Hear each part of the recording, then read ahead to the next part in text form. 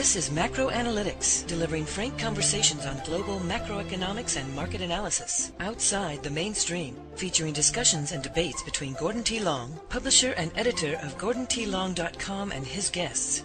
The content of this discussion is strictly the opinion of the participants. It is in no way a solicitation for business, nor is it to be considered investment advice of any sort. Always consult a registered investment advisor before making any investment decision. These discussions are extremely hard-hitting and terribly frank, and parental discretion is advised. Now, on to the show. I'm Gord Long with GordonTLong.com. As part of our ongoing series on financial repression, I have Jordan Eliseo joining us from Sydney, Australia here today. Jordan is chief economist at ABC Bullion, Australia. He is a much sought after and respected Asian financial commentator and economic analyst and author. Welcome, Jordan. Gordon, thank you very much for having me on the show. It's a pleasure to be here. I appreciate you joining us. I just said author because you have this new book coming out. Yeah, I do. That's right. The name of the book is titled Dire Straits: Money for Nothing, Debt for Free. So it's a look at basically what led to the global financial crisis, tracking the sort of 50-year build-up in corporate debt, household debt, and government debt, not only in the United States but also in Australia and in parts of Western Europe and Japan. As well as the what I call unresolved challenges that we still face today. So looking at things like the aging population and the impact that's going to have on public balance sheets and lower growth rates. And also perhaps most interestingly for people that are interested in financial repression in particular, the way that the involvement of government within the economy has changed so drastically since the Great Depression and Keynes's time, and why, despite, perhaps the best of intentions, they are really hurting rather than hindering our ability to actually fix the problems that we face and actually, get back to more prosperous times. So those are, I guess, are the three key mega trends that I look at in the book.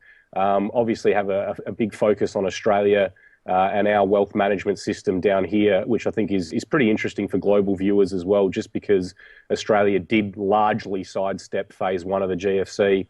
And the book also delves in quite detailed fashion into implications for asset markets and for investors and how people can best protect and grow capital through what are going to be some very difficult times. So it's really exciting to have it launched. It obviously took a fair bit of work to put it together. As I like to say to people, it was sort of 5 months and 20 years worth of work to when you really think about it. But it's been a very, very enjoyable process.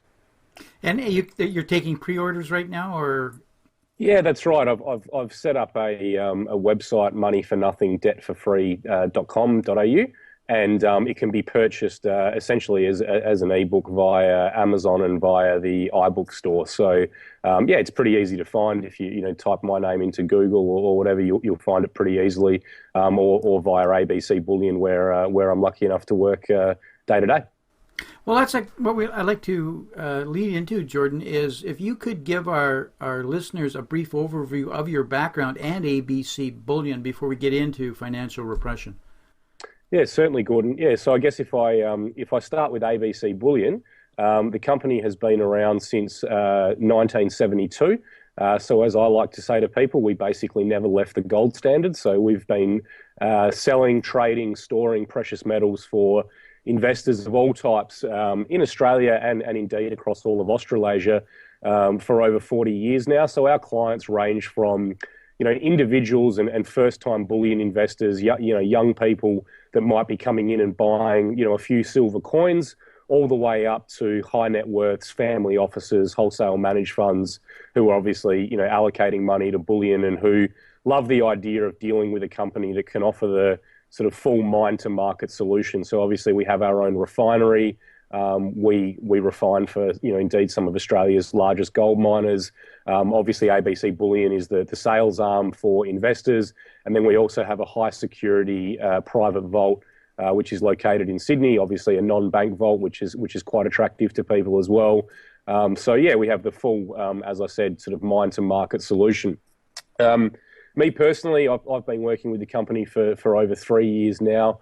I'd been in the precious metal space for about 10, and in financial markets really ever since I got out of school back in 1996. So we're coming up to sort of 20 years now. So the first, I guess, handful of years was spent in investment analytic type roles, mostly in Sydney and London for sort of larger and more traditional asset managers, so looking at portfolio construction and the like.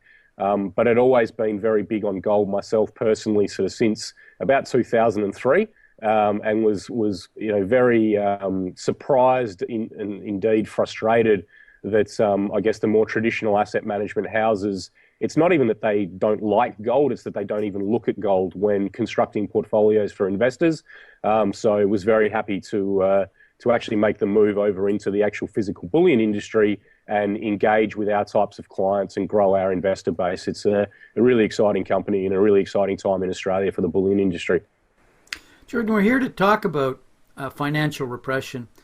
Could you, and I want to talk about Australia and what all of this has meant to Australia, but can we start with how you would define financial repression and what those words mean to you? Yeah, it's an interesting question, Gordon. I think if we look at the infrastructure or the building blocks of financial repression, for want of a better expression, low nominal rates, inflation, et cetera, it's quite easy to sort of see the steps that are taken. To actually define it, though, I guess it's effectively the subsidizing of debtors and the attempt to provide essentially a fake support for asset prices whilst punishing savers along the way and forcing misallocation of capital. So, when I look at it, and in Australia, it is very topical because we have, some of the highest private debt levels in the world.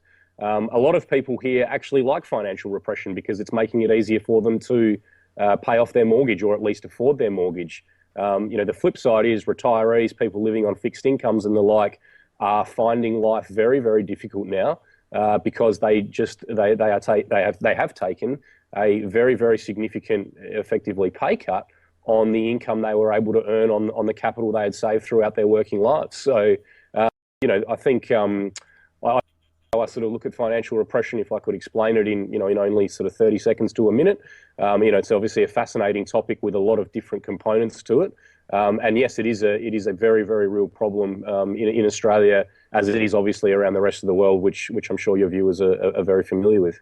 How would you contrast what's happening in Australia with what you're seeing with the other developed countries around the world? I think Australia is effectively finally catching down to the rest of the world and where you guys and where North America, Europe and Japan sort of hit 5 to 6 years ago when property bubbles burst in parts of Europe, in North America and the like, and when I guess what we sort of now call the GFC occurred. So Australia was incredibly fortunate the first time around. We had huge stimulus from China, which led to a quite literally unprecedented boom in capital investment in our mining sector. Our terms of trade still stayed incredibly strong because iron ore and coal prices and the like, even gold, was supported for a long time. And of course, because we have a government debt ratio that is still at this point quite manageable, the government of the day was quite happy to literally almost hand out helicopter money as per the Bernanke approach to the citizens who were happy to go and spend it. So we were sort of able to kind of get a bit of a bounce through the GFC. Problem is that the imbalances in the Australian economy have continued to build over that time, and now that the mining boom is over, now that iron ore prices are closer to sort of $60, not $160, now that the capital investment in that sector is drying up, we're finding that we don't have anything to rebalance towards, and the absolutely excessive levels of private debt in this country are preventing any kind of sort of real pickup in consumer spending and any sort of real pickup in business investment outside of the mining sector. So if I look at Australia, I sort of see us as I say, 4 to 5 years behind where the rest of the developed world was. and I think we're about to sort of enter a pretty serious lull, right at a point where, you guys have sort of, to a certain degree, at least you've already dealt with phase one of the problem. You haven't dealt with phase two. We've got even more problems to go through in the coming years. What is phase two? Well, I think phase two is when people actually start to lose a little bit of faith with central banks, and they start to more fully appreciate the complete lack of connection between what's going on in the real world and the real economy and what is going on in asset markets and in financial markets. And I think when that happens, financial markets have got a lot of catching down to do, as it were, to the real economy. And I think that's when people are going to realise that I guess the road that we're on, that government and that central banks have led us down, is actually where the road that's going in the wrong direction, and we're going to find that standards of living are going to continue to decline while we go down that road, and it's going to be a very difficult period for investors, and just for individuals trying to maintain their standards of living. Well, Jordan, you said it's Wall Street is disconnected from Main Street, or the economic economy from the real economy. Why is that? Why are these policies disconnected? Well, I think it's not so much that the policies are disconnected as much as the end result of the policies has caused the disconnection. So, again, I always try and put myself in the shoes of a central banker, or a treasury official, or a government official, in the height of the GFC, and you can sort of understand the emergency measures that were taken at the time. Doesn't mean I agree with the decisions that were taken, but you can certainly understand I think as John Malden put it once, we looked over down into the abyss and we didn't like what we saw. So, I have some sympathy with the steps that were taken. But of course, all it has done is fuel rampant asset speculation. So we haven't seen any, meaningful growth in corporate capital investment, perhaps outside of oil up until prices crashed. We haven't seen a rise in sort of full-time job creation, the kind of full-time job creation that comes with benefits that allows, middle class to upper middle class people to feel confident to go out and spend and do the things that you need to support economies that are heavily influenced by consumer spending. So, if you look at what's happening around the world, and Australia is just as much an example of this as North America has been. We are seeing the prioritization, for want of a better expression, of asset speculation over actual investment, and it is impacting everybody from individuals to CEOs to boards when they're making decisions around sort of dividends and stock buybacks versus investment in their own operating businesses. It's impacting, as I say, in Australia, particularly retirees who, on paper, have never been wealthier because their house price keeps going up, but in day-to-day living actually have less and less money to spend because the income they're earning on their term deposits and on their savings continues to decline. So, as I say, we have this huge disconnect between the valuation of assets, financial and real estate, and the actual spending power that individuals have in the real economy. How do you see this unfolding over the next couple of years when you look in your crystal ball? What I know you don't know for sure, probably, but what do you suspect what do you suspect the roadmap's going to look like? Look, I think if we talk about the real economy first, Gordon, I think we'll see continued decline and stagnation. I don't see businesses all of a sudden turning around and feeling confident to go out and invest. I still see job growth as being incredibly constrained, not just in Australia, but in Europe and America and the like. I don't think there'll be much in the way of real wage growth, which is really the key if you want people to be able to go out and spend more. When it comes to financial markets and the impact that it'll have there, look, I think if you're a sort of balanced investor right now, you need exposure to stocks no matter how expensive they are, because it's the playbook is very clear in terms of providing ongoing support for stocks and broadly financial assets as a whole. I just don't see that there's that much more upside in the coming years, though, in real terms this is, in financial assets at all. I mean, if I look at the US market, for example, and I find that the sort of Shiller-Cape ratio is the one that I prefer to look at when I'm looking at valuations for markets. I think we're at around 27, 28 times already. So, that's a level that's only been reached or exceeded a couple of times in history. And, the following 10 years have always been a disaster for the market. So I don't see huge upside in real terms in stocks. Before we started the show today, we were talking a little bit about the bond market. There's trillions of dollars that are already earning negative real interest rates there, or negative real yields. So I don't see huge upside there either. That doesn't mean you shouldn't have any money in stocks or bonds, but I think the best days are behind us. I think the cyclical bounce in asset markets post GFC has mostly run its course, and I see a growing desire for tangible financial assets like gold and silver in the coming years, and I think that any investor who's interested in protecting and growing capital must have a decent exposure to the metals in this environment. Jordan, can you comment on why we have, in fact, as you mentioned, $5 trillion of sovereign bonds now globally, at least $2.5 trillion in Europe, trading at negative nominal rates? I can attempt to offer an explanation, Gordon. As someone who refuses to buy and invest one of those bonds, I haven't done it myself. But I guess there's a number of factors contributing to it. First and foremost is that complete faith in the credibility and the power of central banks to support asset markets. So I think there's a lot of people that have said, well, as long as they remain buyers in these markets, there's really nothing to fear. So we're happy to continue to buy and put upward pressure on prices, downward pressure on yields. I also suspect there's probably an element of front running as well in that environment, where people have said, well, let's get ahead of this trade and try and profit from them in the short term. And I think the third angle to it, or third component to it, is actually there's a fourth component. The third one is fear and a lack of knowledge or lack of confidence to go and invest elsewhere. I think there's plenty of people that are looking at richly priced equity markets and thinking, well, I'll own some bonds even though I'm not earning much. At least it's paying me a little bit more than cash, hopefully.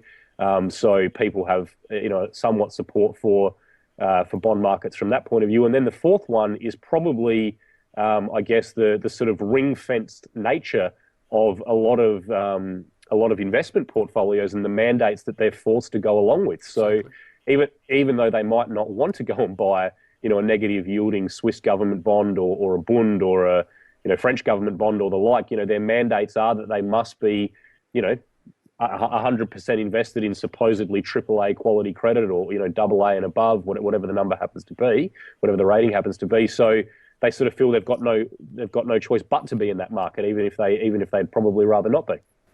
And they're not even allowed to buy gold, it seems. In many cases, it's not part of the prospectus, so they're kind of locked out, even if they thought they should be in it.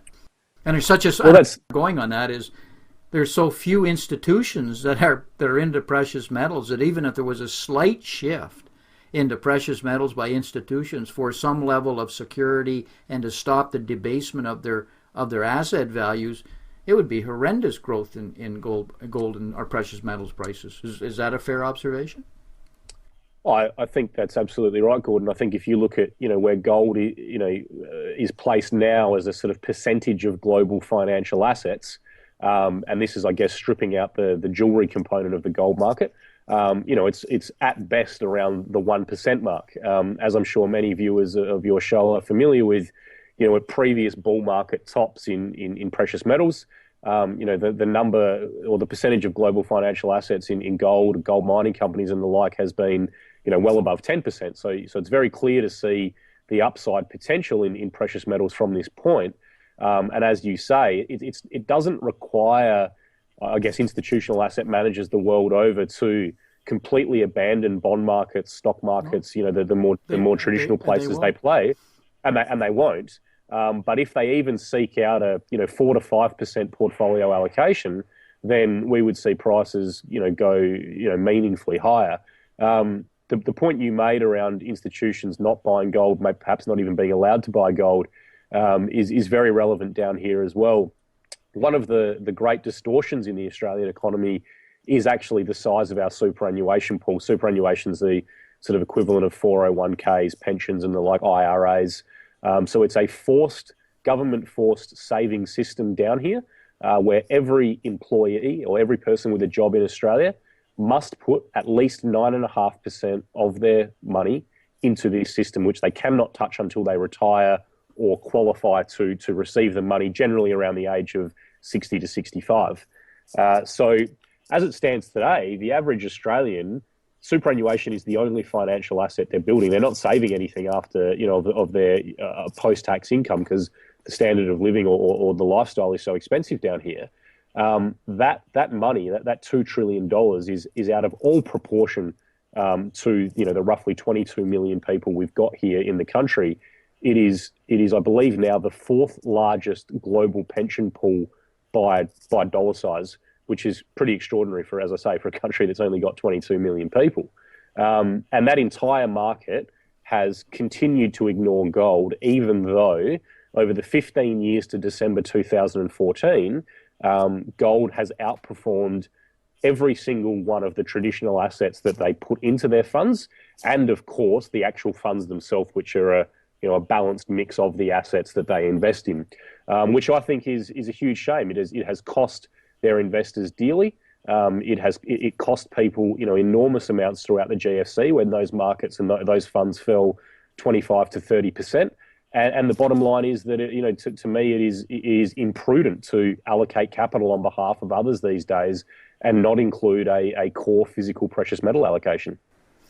Yeah, I think Mark Faber said it's irresponsible not to own gold right now or precious metals. That was his comment the other day. Jordan, are there trends you're seeing at ABC Bullion in terms of precious metals? Is there anything that's noticeably happening, or nothing happened? No, there is, Gordon. Look, obviously, the market sort of went from strength to strength from 2000 to 2011, 2012 even. People were still buying plenty of gold in 2012, even though it had come down a little bit from the sort of cyclical peak there. And then obviously in 2013, when we had the price crash, there was a huge amount of demand that was probably brought forward to some degree, particularly from what I call the sort of pro-cyclical buyers from the sort of Indian, Chinese, Middle Eastern, Vietnamese community. One of the really fortunate trends we have as a business here, Gordon, is that there's already over a sort of 1 million people in Australia of Chinese, Indian, background, and they are the two fastest growing points for immigration into the country as well. And obviously, as you and your viewers don't need any reminding, gold is the favourite savings asset of those communities. So that's been fantastic for us. 2014, though, as a whole, definitely saw a slowdown in demand, and I think that was because people just got bored of the market. It sort of oscillated around, didn't really do too much. In Australian dollar terms, returns were fine in last year because the currency weakened. This year, what we've seen, and I think this is really interesting because it feeds back into interest rates and financial repression. This year, what we've seen is that the Reserve Bank in Australia has cut interest rates by 50 basis points from 2.5% to 2%. And there's an expectation that they will go significantly lower across the course of this year and into next year. At least that's my expectation. Almost immediately when we saw that interest rate cut, that first one in February, we saw a huge pickup in demand, particularly from self-managed super funds and from our sort of older investors who tend to have money in term deposits, who have just grown fed up with ultra low interest rates. Many of them had term deposits and the like that were maturing, and they've instead basically said, you know what, I'm better off upping my gold allocation or indeed investing in gold for the first time. So we've seen a marked pickup in that kind of business in the last few months, and that's a trend I expect to continue for the rest of the year and really for the foreseeable future, partly because, if for no other reason than, as I say, I still see much lower rates in Australia in the coming months and years. Now, ABC Bullion is a major player, obviously, in Australia, but you're a dominant player throughout Asia. Why is that? What really makes a difference for ABC Bullion? Yeah, look, well, Gordon, ABC Bullion is part of the Bullion group. So Bullion is the largest Australasian precious metal services group. So And it's actually been running, the different businesses within the group have been running since, I think, 1951 we started. So, we have essentially, the better part of 70 years worth of precious metal experience. And as we say to our clients, we literally have the from mine to market solution. So we have, as I say, refining, we have private vaulting, we have, obviously ABC Bullion with offices in Sydney, in Perth, and in Hong Kong. Then we also have a huge jewelry division, fabrication of metals, jewelry design, all of those kind of things as well. That's obviously not my specialty, although my girlfriend's always asking me to look for the latest nice jewelry piece. But it's effectively the corporate strength and security that clients are attracted to of dealing with a business that has 70 years experience, the financial muscle and the skills across the entire bullion space that gives clients comfort, particularly the sort of the higher net worth clients that obviously want to do their due diligence as they should, and they want to make sure that they're dealing with a business that can look after all aspects of precious metal ownership for them. Yeah, I have troubles thinking of anybody who has ABC Bullion's scope anywhere in the world, and I'm sure there are some players, but certainly none that are as dominant as yourselves. I will definitely be showing this interview to my CEO and to the board after this discussion, Gordon. They will be very happy to hear that. And look, it's an incredibly I'm incredibly proud to work for the company. Not only because I'm obviously incredibly passionate about precious metals and love going out and selling the importance of gold ownership to investors, but also for the reason that we actually are a growing business with a very, very diversified stream of competence in the precious metal space, and in an environment where people are losing jobs in Australia and real incomes are falling, and that it's actually gives me a real thrill to actually work for a company that's growing, that's creating employment opportunities, and that's going from strength to strength. And I think that's important actually for people to remember that even though we are in this really difficult era economically, and even though it's really hard to protect capital, there are always good businesses, there are always opportunities, and it's important to focus on seizing the opportunities that this era is going to provide, rather than just sort of throwing our hands up in despair at the actions of elected officials and central bankers, which we struggle to fathom and understand. Can Americans, Canadians, Europeans buy your product right now? Is it possible? They can. If they can, how do they do that? Yeah, they can. They can visit our website, abcbullion.com.au. It's actually relatively or very easy to just open an account online, and we do have clients. Very easy to open an account online, and the beauty of dealing with a company like ours is that you can pre-order your metal. We'll send you an invoice, you send us the money, and we can store it for you as well. All of our metal is obviously fully insured. We have it independently audited once a quarter as well, which I think is very important. It's not a requirement on us as a business, because obviously physical bullion is not a financial product. But as the market leader in this space, that's something that we go and do of our own volition to give clients that extra level of comfort and security. It's very straightforward to open accounts with us and trade from really anywhere in the world. And as I said, I think one of the really important things is a lot of dealers out there they want you to pre-fund and then you can order, whereas with us we basically will take an order from you, then you can send us the money, and then we'll either send you the gold or, as I say, put it into storage depending on what your preference is. Most clients tend to end up just storing with us because then they it's easier to sell back when it's time to sell, and then obviously they also can benefit from the the insured and fully audited storage facilities that we offer them. But yeah, we try and provide the full range of services to clients, because every precious metal investor is different, and you can't just say, okay, there's a one size fits all solution for everybody. Today, diversification is so critical, and I don't just mean in terms of asset classes and precious metals being a part of it, but I would say internationalization of your assets. So having some of that, even if you're in gold, having some of it held in Australia versus other places and have it spread out, because you just never know what the future holds in terms of regulations, taxation, etc. And anyway, Jordan, we're up against our hard line here. is there any key message you'd like to leave with our listeners? Look, Gordon, I think the important point, first, you sort of nailed it first there on diversification, is make sure you've got a good spread of assets within your portfolio and asset classes that will prosper in differing environments. There is still a huge chance that we have a massive deflationary bust, in the coming years with a collapse in equity prices. So, pushing your equity exposure to the max just because you think central banks can keep the market supported is highly risky. Keeping all your money in cash obviously comes with a number of risks due to inflation, potential bail-ins, which I really hope we don't see in Australia, and the like. And look, even precious metals. I think if you look at the majority of what I would consider the most well-respected precious metal commentators in the world, most will talk about having a 15 to 25% allocation in your portfolio, which I think is a really good number. I personally have a little bit more than that, but I'm comfortable with that, and I've got a much longer time frame. So I think diversification is important.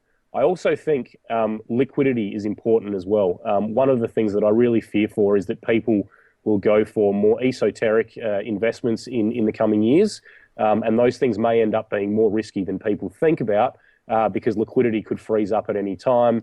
So I think you want to keep your assets as liquid as possible.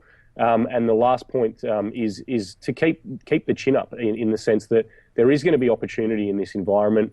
It's going to be a tough few years for the economy and for investors and for asset markets, but there's no need to panic about it. And in fact, if you structure your portfolio right, you could actually make quite a serious sum of money through this environment, which sets you up for when the economy actually can grow and can prosper again. So I think those are the key messages for anyone, both in Australia and internationally.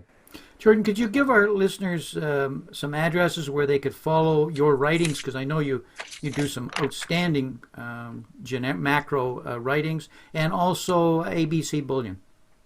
Yeah, absolutely. So the first place to find us, Gordon, is just via our website, which, as I said, was abcbullion.com.au. So that's the easiest place to get us. We have a complimentary investor center, which I run and produce the majority of the content for. Have a couple of staff that help with that too. So that's a really easy thing to sign up for. Then you'll get a weekly market report, which not only touches on gold, but sort of all things economics as well. I'm also pretty prolific on Twitter. My handle is just @Jordan Eliseo, which is JORDANELISEO. And then, yes, for people that are looking for the book, the place to find that is www.moneyfornothinggdebtforfree.com.au, all one word. So I hope Dire Straits don't mind me using a little bit of poetic license with the topic, but I actually think it works perfectly. The global economy is in dire straits, and the two things to blame are money for nothing and debt for free. So that's the place to find me, Gordon, and be very happy to hear from any of your viewers. Appreciate the time, Jordan. Always enjoy talking to you, and we're going to have you back again because it is going to be a very interesting 2015. I think we got some exciting things coming personally in the precious metals arena over the next 12 months. I couldn't agree more with you, Gordon, and I'd be happy to be back anytime. Talk to you again. Take care. Bye-bye.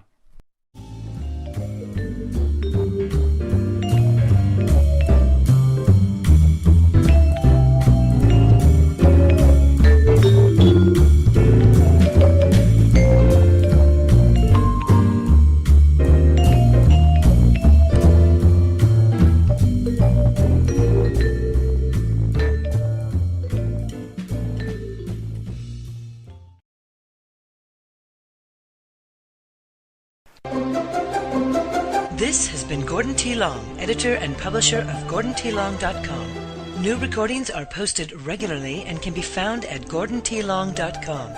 New show notifications are available through RSS feed, iTunes, and other social networking venues at GordonTLong.com.